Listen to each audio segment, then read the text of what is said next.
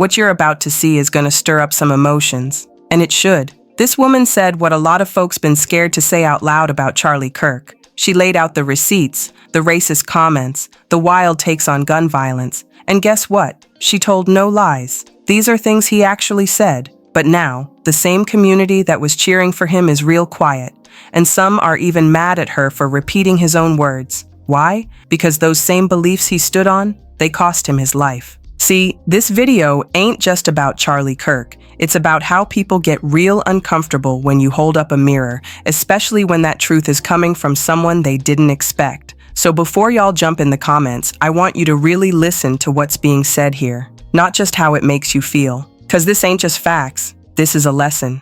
Before the hero rhetoric begins, I would like to refresh your memory on direct quotes said by Charlie Kirk that I've been tracking, along with other people. Specifically, when he spoke on gun violence and the Second Amendment. Having an armed citizenry comes with a price, and that is part of liberty. I think it's worth to have a cost of, unfortunately, some gun deaths every single year so that we can have the Second Amendment to protect our other God-given rights. That is a prudent deal. It is rational. In fact, I think we should reinstate public executions for certain people. On the Civil Rights Act, Dr. Martin Luther King Jr. and the Black community. MLK was awful, not a good person. He said one thing he actually didn't believe. We made a huge mistake when we passed the Civil Rights Act in the 1960s. Speaking specifically on Dr. King's legacy, a myth has been created and it has grown totally out of control. I have found the sacred cow of modern America, and speaking not only on Dr. King but also the Black community. Speaking on women's rights, violence against women, sexual assault, rape, and consent. It is so materially insane to think that 1 in 5 American women will be raped in their life, meaning that they're lying about being raped, that they're lying about being sexually assaulted, like a fraternity guy and a sorority girl, hooking up. There's a lot of gray, murky area there. Charlie, I don't wish any ill will on you ever. I'm not happy of what happened to you today. This is only but the tip of the iceberg of some of the things that you've said.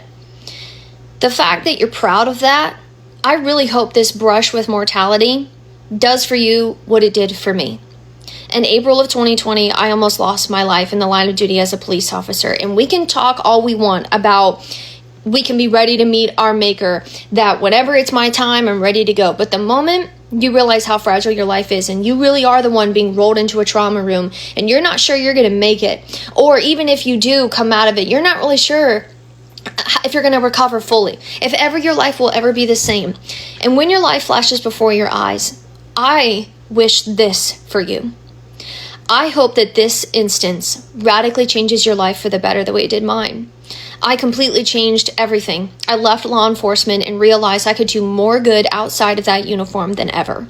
I realized how incestuous their relationship is with racism, sexism, and violence against minority groups, and creating laws that not only ostracize, marginalize, but cause the most incredible harm against people who don't deserve it. And all it does is fuel a system that was built on genocide, built on destroying the lives of people that don't have the same skin color as you and me. Because listen here, bub, you and I can't control that our skin color is what it is. We can't control the privilege that we were born into. But wouldn't it be incredible if you used it for good instead of saying stuff like this? I've been keeping track, slowly, day after day, because just remember, the Nuremberg trials were unsuccessful because people didn't write stuff down, didn't write names.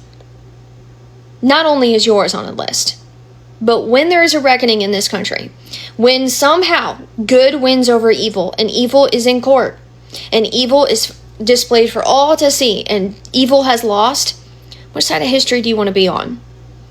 Do you really want to spend the rest of your life locked up in solitary, or even worse, in maximum, with a whole group of people who will remember this, who also have access to social media, who watch everything that you say, and they're keeping notes? Do you really think that saying the things you're saying is going to actually do any good? You can have really firm stances based on your upbringing, your culture, your background, everything that has made you who you are today. You didn't even start out liking Trump. And it's giving you soldier soul. I can't control what you do and don't do. But I know one thing. History always repeats itself. It just changes font. And our ancestors will always remember what we said, what we did, what we didn't say, and what we didn't do.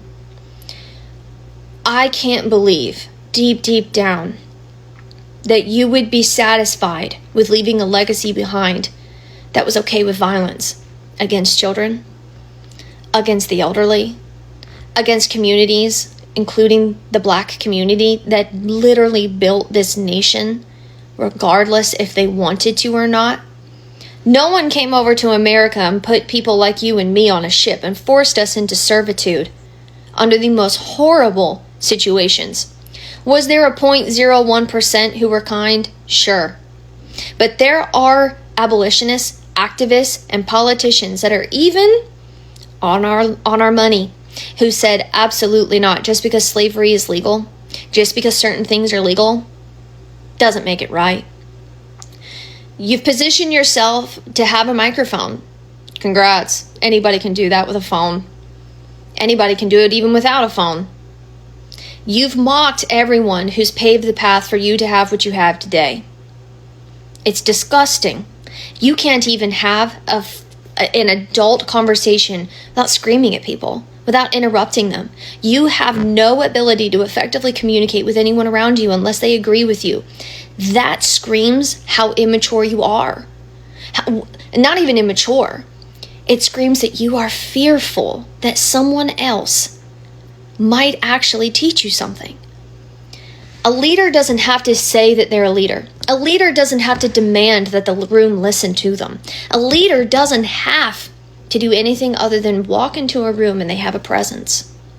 They have a presence that helps calm, that brings clarity, that moves people forward into blessings, into magnanimous positivity. I truly can't believe deep down a gentleman that started out not being on the side of Trump. It's okay if you come out and say you were wrong.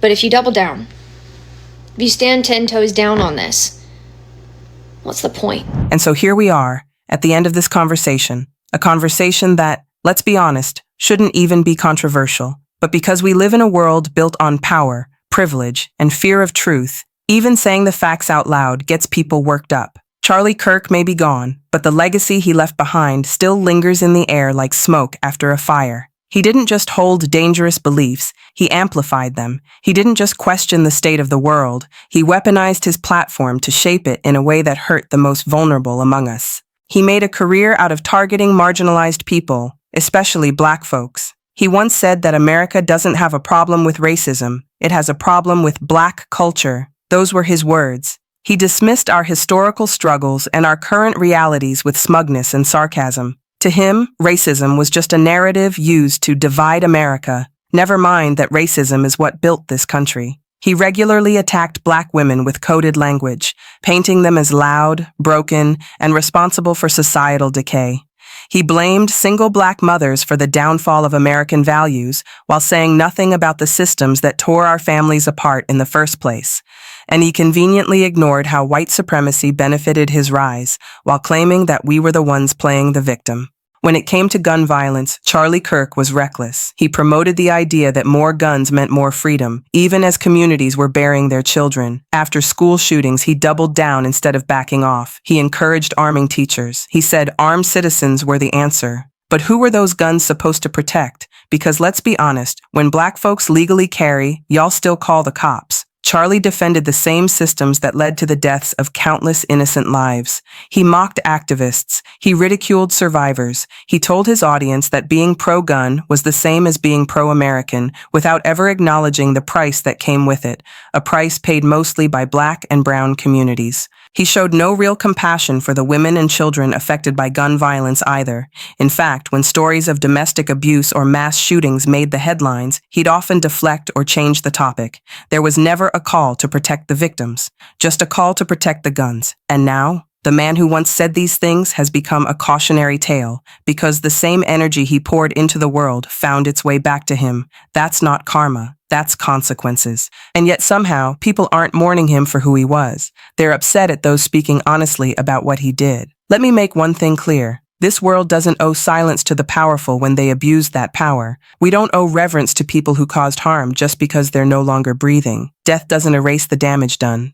The truth is, Charlie Kirk became a symbol of the very problem we keep trying to fix in this country. That deep-rooted belief that some people are naturally better than others. That idea has always existed. That's what built slavery. That's what built segregation. That's what built the police force, the prison pipeline, the school funding gaps, the food deserts, the voter suppression tactics, all of it. The world we live in today is the direct result of centuries of inequality. And Charlie Kirk was just one of many who helped keep that inequality going, not through violence himself, but through the ideology he pushed and the division he fueled. And let's talk about that division, because some people really believe that if the world were truly equal, they'd be losing something. Like our rise means their fall, like equity is a threat instead of a goal. But here's the uncomfortable truth. This world will never be equal, because too many people don't want it to be. That's not pessimism. That's reality. Every time we get close to justice, there's backlash. Every time we speak up, we get called divisive. Every time we protest, we get labeled as angry or dangerous. And what happened with Charlie is just another reminder. You can't keep putting hate into the universe and expect peace in return. You can't wish violence on your political opponents and expect safety in your own life. You can't cheer for oppression and then cry when the weight of that same system comes down on you. There was a time when being black and telling the truth would get you killed. There still is. But now, even repeating the words of someone like Charlie Kirk, just calling out what he actually said, gets us called the problem. That's how warped things have become. But let me tell you this. I don't speak truth for comfort. I speak it for clarity. I speak it because silence won't save us. I speak it because our lives, black lives, are always on the line. The woman in the video said what she said, and she wasn't wrong. What made people mad wasn't the facts. It was the fact that she said them. A woman, someone who wasn't supposed to have the audacity to speak against the legacy of a man they called a patriot. But let's be real. If patriotism means ignoring harm, protecting hate, and silencing truth, then we don't need any more patriots. What we need is accountability. What we need is memory. What we need is to stop pretending that being loud and wrong is the same as being brave. Charlie Kirk is gone, but the things he stood for, the damage he caused, the seeds of division he planted, they're still here. It's on us to name them, challenge them, and make sure they don't grow unchecked. So if you watch this video all the way through, thank you. Thank you for not running from the hard conversations. Thank you for valuing truth over comfort. Thank you for refusing to let hate speak louder than justice. If this resonated with you, if it made you think, if it made you uncomfortable, good. That means you're still growing. That means you're still human. Now go and keep that same energy. Speak out, speak up, and don't ever let anyone tell you that truth has an expiration date, not even after death. Rest in truth. That's all we've got left.